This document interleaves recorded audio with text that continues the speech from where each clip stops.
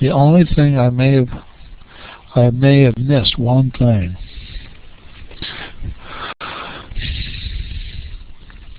For this particular lesson, we are going to be looking at problem number 21. This is in Chapter 2, Section 2. The instructions for this problem are, without graphing, determine which of the following are exactly linear, approximately linear, or nonlinear. We will first of all notice, after I get my cursor going,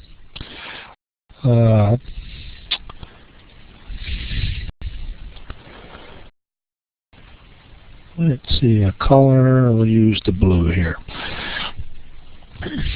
What we will notice is that when we look at our x values here, the x values as we look at them are all just strictly going up by 1 every time, and so we have a common difference here of 1 every time.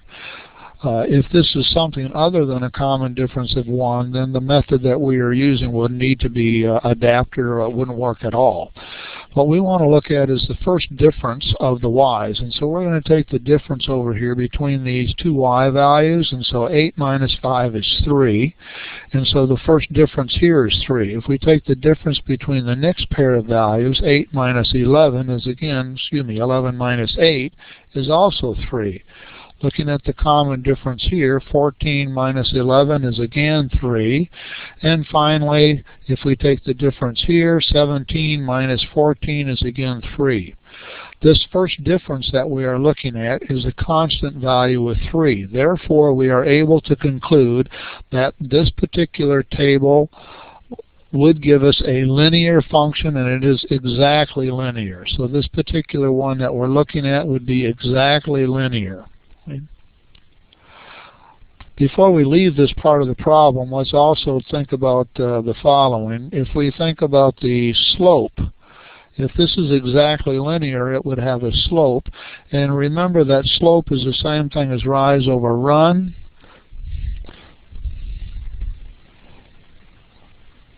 And so the rise on this one is the difference in our y values, which we just computed to be 3. Our run is the difference in the x values, which we see is 1. Therefore, not only have we determined that this is exactly linear, we've also determined that the slope is equal to 3. For part B of this problem, we again notice that the x values here have a common difference of 1 every time. And what we want to look at is the difference in our y values. The difference between the 2 and the 5 here, 5 minus 2 is 3. Here our difference, 10 minus 5 is going to be 5. Our common difference this time, or our difference between these two values, 17 minus 10 is going to be 7. And finally, looking at these here, 26 minus 17 is going to be 9. In this particular case, our first differences of 3, 5, 7, and 9 are not a constant, nor do they seem to have a sort of a common value. In fact, they seem to be increasing by the same amount. This would lead to a second difference, which is a topic further on in the course.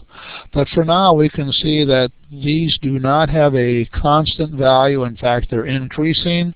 And so this one is going to be what we would call nonlinear.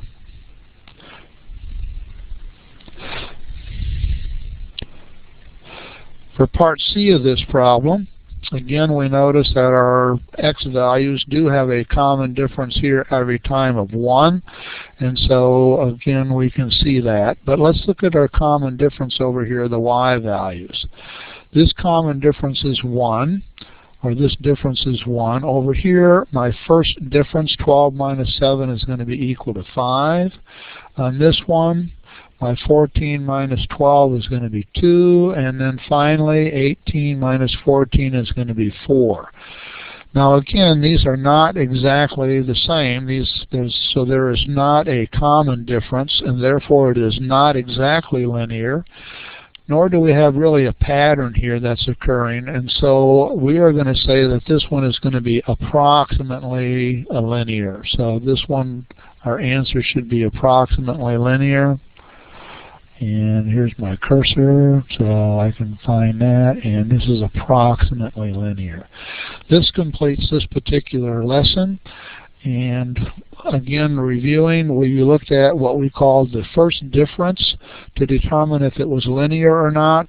If the first difference is equal to a constant, it is exactly linear.